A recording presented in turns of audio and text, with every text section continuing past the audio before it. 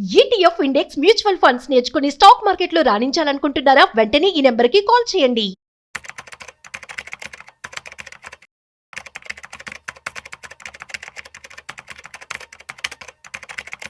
Sir నమస్తే sir, Sundara Rao గారు. నమస్తే అండి. సార్, రిటైర్డ్ ఎంప్లాయీస్ పెన్షన్కి సంబంధించి ఒక రిపోర్ట్ వచ్చింది. భారతదేశంలో దాదాపు 35 లక్షల మంది ఎంప్లాయీస్ ఎవరైతే రిటైర్డ్ అయి ఉన్నారో ఆ రిటైర్డ్ అయిన వాళ్ళు నెలకి కనీసం 1000 రూపాయల పెన్షన్ కూడా పొందట్లేదంట.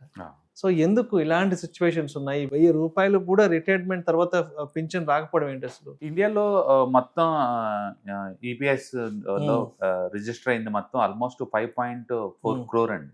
ఓకే. 5.5 క్రోర్స్ లో జస్ట్ 15% మంది మాత్రమే పెన్షన్ తీసుకుంటున్నారు. ఎందుకంటే అందరు తీసుకోరు, అబో రిటైర్మెంట్ అయిన తర్వాత తీసుకుంటారు కదా వాళ్ళలో. ఓకే. అండ్ రీసెంట్ గా రాజ్యసభలో మినిస్ట్రీ చెప్పిన దాని ప్రకారం ఏంటంటే 50% పెన్షనర్ ఎవరైతే ఉన్నారో, అంటే 85 lakh ఉన్నారు పెన్షనర్స్ మొత్తం. 85 lakh పెన్షనర్ లో ఒక 50% తీసుకుంటుంది అమౌంట్ లెస్ దెన్ 1500 అండి. అంటే ఇండియాలో మాకు పెన్షన్ వస్తుంది అని చెప్పే వాళ్ళలో 50% పాపులేషన్ కి వచ్చే పెన్షన్ ఎంత అంటే నెలకి 1500. ఇది official data from the Rajya Sabha. Oh my God.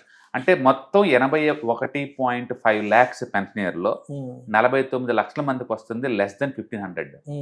49 లక్షలకి 35 లక్షల మందికి వచ్చి జస్ట్ 1000 రూపాయలు పర్ మంత్. అండ్ 78 లక్షల మంది చూసుకుంటే కనుక లెస్ దెన్ 4000 వస్తుంది. అండ్ 80 లక్షల మంది చూసుకుంటే కనుక లెస్ దెన్ 6%. అంటే 99.3% ఇండియాలో పెన్షన్ తీసుకునే వాళ్ళల్లో మెజారిటీ పీపుల్కి వచ్చేది లెస్ దెన్ 6000 అండి. Less than 6000. 99% అందరికి వచ్చేవాళ్ళు. అంటే రెస్ట్ ఆఫ్ ది 0.7%కే వీళ్ళు చెప్పి 20,000, 50,000, 40,000. మనమేమో ఒకరిని పట్టుకొని ఇంక అందరికి అలా వచ్చింది గవర్నమెంట్ ఎంప్లాయీస్ కి ఫుల్ ఎంజాయ్ చేస్తున్నాం లైఫ్ అనుకుంటున్నాం. ఓకే.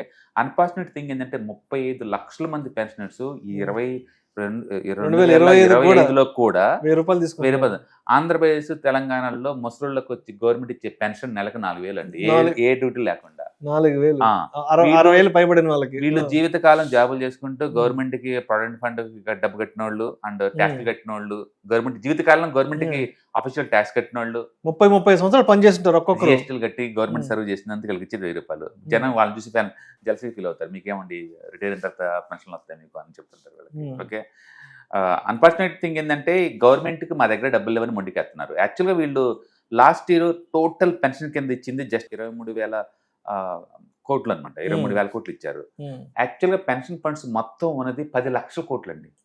ఇప్పుడు వరకు ఈ 5.4 crores పెన్షన్ మొత్తం అది ప్రావిడెంట్ ఫండ్ లో అకౌంట్ ఉన్న వాళ్ళందరూ కలిసి కాంట్రిబ్యూట్ చేసిందేమో 10 లక్షల కోట్లు.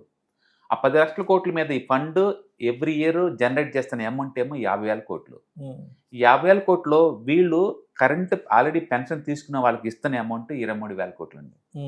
అంటే వాళ్ళు ఇచ్చే అమౌంట్, వాళ్ళు దాన్ని సంపాదించే అమౌంట్ మొత్తం కూడా ఇవ్వట్లా, అందులో ఒక 15%, 20% వీళ్ళకి ఇస్తున్నారు. మా దగ్గర డబ్బులు ఇవ్వంటారు వీళ్ళు. అంటే 95లో పెన్షనర్స్ అందరు కూడా ఇప్పటికి కూడా లెస్ దెన్ అనమాట. అంటే గవర్నమెంట్ వాళ్ళు ఇన్ఫ్లేషన్ పెరుగుతుంది, లైఫ్ స్టైల్ పెరుగుతుంది కాబట్టి దాని కనీసం ఒక 7,000, 8,000 మినిమం బేసిక్ లా పెంచండి అని చెప్పేసి ట్రేడ్ యూనియన్స్ అంటే పబ్లిక్ అంటే పెన్షనర్స్ మొత్తం రిక్వెస్ట్ చేస్తూనే ఉన్నారు. గవర్నమెంట్ కూడా ఉదారంగా అవును మేము పెంచుతాం, మేము పెంచుతాం అంటూనే ఉన్నారు. ఈ డైలాగ్ కొట్టుకుంటూ 10 ఏళ్ల నుంచి చేస్తూనే ఉన్నారండి.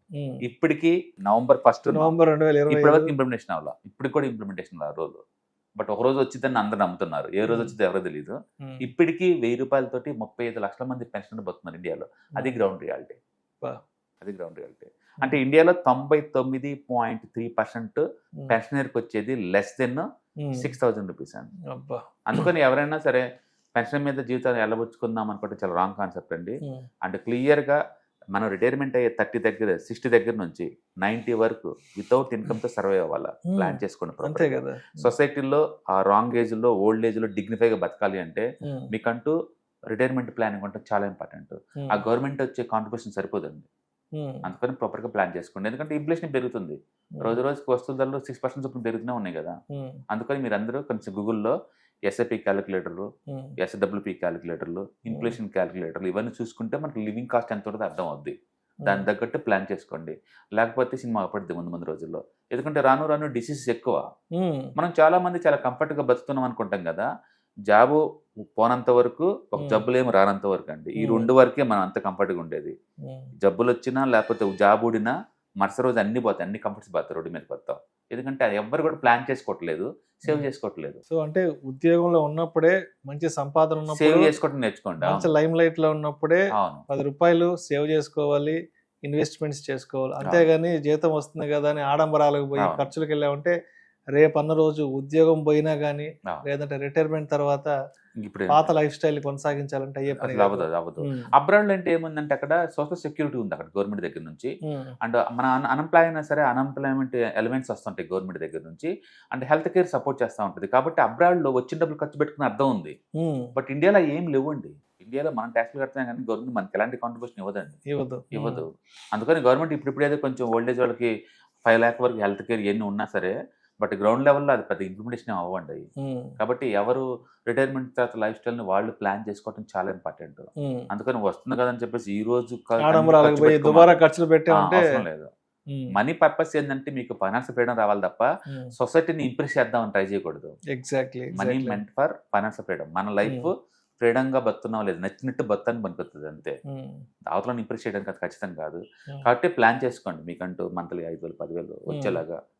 మరీ ఇలా 1,000 రూపాయలతోటి. గ్రౌండ్ రియాలిటీ ఏంటంటే 99.3% ఇండియాలో పెన్షనర్స్ అందరికి వస్తుంది less than 6,000. ఇది గ్రౌండ్ రియాలిటీ. సో మొత్తానికి ఏదైనా సరే ఉద్యోగంలో ఉన్నప్పుడు శాలరీ వస్తున్నప్పుడు 10 రూపాయలు దాచిపెట్టుకోవాలి, వీలుంటే ఏదన్నా అసెట్స్ ఏదైనా కొనిపెట్టుకోవాలి, ప్రాపర్గా ఇన్వెస్ట్మెంట్స్ చేసుకుంటేనే ఉద్యోగం తర్వాత మనకంటూ ఒక ఇండివిజువాలిటీ, మనకంటూ ఒక మంచి ఇండివిజువల్ లైఫ్ స్టైల్ అయితే కొనసాగించుకోవచ్చు. డెఫినెట్గా అంతే. ఎందుకంటే ఒకప్పటిలాగా జాబ్స్ ఇప్పుడు పర్మనెంట్ కూడా లేవు. ఎప్పుడు ఎలా పోతే మనకే తెలియదు. పెద్ద పెద్ద ఇంటర్నేషనల్ కంపెనీసే తోసాడు పడేస్తాయి. మైక్రోసాఫ్ట్, మెటాలు, గూగుల్, అమెజాన్ లాంటి కంపెనీలు తోసాడు పడేస్తున్నాయి. కనికరం లేని ప్లేస్ లో కూర్చొని ఉన్నాం మనం. కాబట్టి వచ్చిన రోజు వచ్చిన డబ్బులు సేవ్ చేసుకుంటూ పోవటం ద్వారా ఎంతకంత ఫ్యూచర్ మీద సర్టనిటీ వస్తుంది. ఇలాంటి అన్సర్టనిటీ వాళ్ళు మన కిడ్స్ ని తీసుకొస్తున్నందుకు మనం ఏం చేయాలో ఊహించుకోండి. ఇంకా ఎంత జాగ్రత్తగా ఉంటే ఎంత ప్రాపర్ గా ప్లాన్ చేసుకోవాలో. అందుకని ఆడంబరాలు పోకుండా అండ్ సేవ్ చేసుకొని ఇన్వెస్ట్మెంట్ చేసుకొని ప్యాసివ్ ఇన్కమ్ ద్వారా సాగడానికి ప్లాన్ చేసుకోవాలి. Thank you sir, thank you so much. Hi, నేను మీ సుందర రామిరెడ్డి. ఈ వాలటిలిటీ మార్కెట్లో మనీ ఎలా మేక్ చేయాలని ఆలోచిస్తున్నారా? అంటే స్టాక్ మార్కెట్ బాగా బ్లీడ్ అవుతున్న ఈ టైంలో పోర్ట్ఫోలియోస్ అన్ని కూడా బ్లీడ్ అవుతున్నాయా? అండ్ ఈ వాలటిలిటీని ఎలా హ్యాండిల్ చేయాలి, లాంగ్ టర్మ్లో మంచి పోర్ట్ఫోలియో ఎలా బిల్డప్ చేయాలో ఆలోచిస్తున్నారా? అలాంటి వాళ్ళ కోసమే ఈ వెబినార్.